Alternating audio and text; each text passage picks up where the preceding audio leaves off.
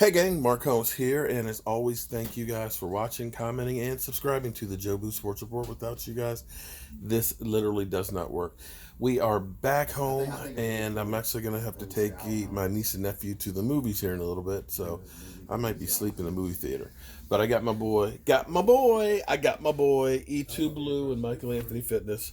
We're back from Redskin Camp, and you can see, check it out. Okay, now, I had a lot of broke ass furniture down in here. It was kind of like a tannish color. Had been down here for quite a while and was kind of worn out, but my wife decided she wanted some new stuff upstairs, so we brought this stuff down here. So now we have an extra seat. So we got 1, 2, 3, 4, 5, 6. Then my spot over there 7, and then we've got 6 bar stools over there, plus the seating outdoors. So we're getting closer and closer to being ready for the season. So E2. So the Dallas Cowboys have offered Zeke Elliott a long-term deal, and what's being reported is that he has yet to respond to it. We have till the 6th. So okay. Now, knowing veterans don't like to do what? Practice. We talking about practice. And if veterans had their way, would there be a training camp? No, it wouldn't. It'd be like a couple of practices here and there, maybe one a day, not 2 a day. Right. So if you are, Zeke Elliott, and they sent you a contract offer, are you in a rush to try and get it signed? Probably. I don't think I would be. It's like, you know what? Let's go ahead and take that week. Let's take an extra week off.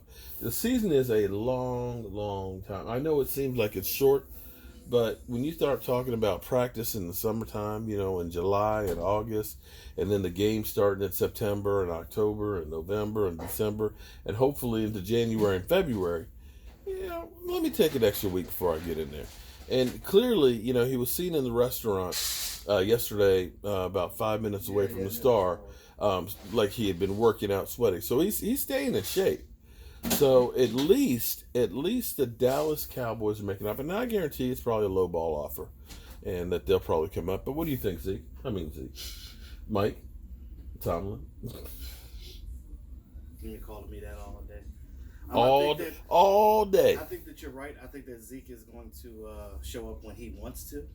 It'll be about the 6th. I don't know about him being smart losing $40,000 a day, but yeah, but you know what? Here's the thing: Earl Thomas was supposed to be losing $60,000 a day, but you know what? When he finally came in, they just wiped that. They didn't charge him. Really? The teams can do that? I thought that was a league policy. No, the team has latitude on that. Okay, well, so as much as Jerry and them love Zeke, they'll probably I don't know. I just think it's a kick in the face. Jerry did all that for you and stood up for you, and this is how you were paying. It's nothing. Nothing personal. It's only business. It could be something in the background. Maybe that they're talking to each other. Maybe they know what's going on. I mean, again, that part we would never know. This is the thing. Even being a YouTuber, there's things that we would never know. There's still things that we have to speculate. But again, we can only give you an educated guess on what is going on. Right. What we think is going on. Nobody's going to be 100% right. So Lord knows Adam Schefter's not. On the end of the day, we don't know what. Lord knows Ian Rappaport's not. We don't. Come on now. We don't know what conversations are going on in the back end, but at the end of the day, I think that that's between Jerry and Zeke. We'll never know. And Stephen Jones. Of course. Yeah, and the Cowboys, because here's the thing. I want you guys to actually show me a contract that was just easy peasy for the Dallas Cowboys that was a big money contract. There aren't any. Whenever they have a big contract, it always gets ugly and drawn out, and just bad feelings between the fans and the player and the team, and it's just the way it is. But what it is, and in some regards, you have to look at it and say Stephen Jones is trying to keep the Dallas Cowboys from being in cap hell, because it used to be we would end up paying guys like Miles Austin after one great year, or a Jay Ratcliffe, or a Marion Barber who wasn't even a full-time starter. And it ended up putting us in cap hell, where every year we were like $25 million over the cap, and then we'd end up having to cut players left and right, and then we would end up having to restructure deals, which was kicking money down the road, and it was just a vicious cycle. That cycle has been broken, from the time they didn't re-sign DeMarco Murray to a big deal and everything else, letting him walk, and that's where Zeke Elliott is like, hey, I'm not going to get DeMarco Murray. I am arguably one of the best, if not the best, running back in football, and I want to be compensated for it because I do not know how long my career is going to be.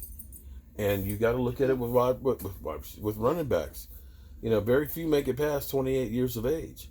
So every run that he has is one less that he's going to have down the road, and he wants to make the most of it. This money's got to last him the rest of his life.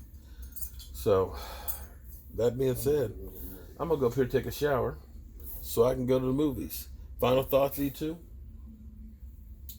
Guys, don't worry about Zeke. Just let it play out. At the end of the day, let's just focus on who's there right now, because again, training camp is primarily for the guys that are trying to make the team. Yeah, it's for everybody, but we know what Zeke can do, and we already know what he's going to do. Let's see what Pollard got. Let's see what Weber got. Let's see what these young guys got. Let's just enjoy training camp for what it is right now. Amen on that one. All right, guys. We'll see you after we hear what's going on after practice. Have a good one.